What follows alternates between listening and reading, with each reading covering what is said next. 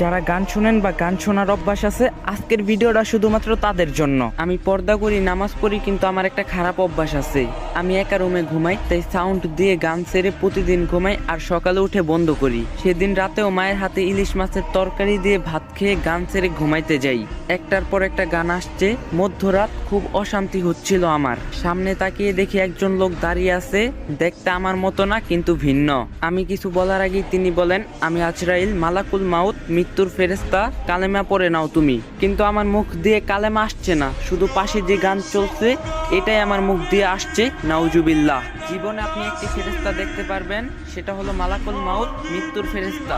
আমি ছটফট করতে লাগলাম আর কালেমা পড়ার চেষ্টা করলাম, কিন্তু কোনো রকমেই মুখ দিয়ে কালেমা আসছে না, আর পাশ থেকে গানও বন্ধ করতে পারছি না। হঠাৎ চিৎকার দিয়ে উঠে বসে পড়ি। পাশে দেখি সাদা কালো সাদা গান চলছে, সাথে সাথে সাউন্ড বক্স ভেঙে ফেললাম।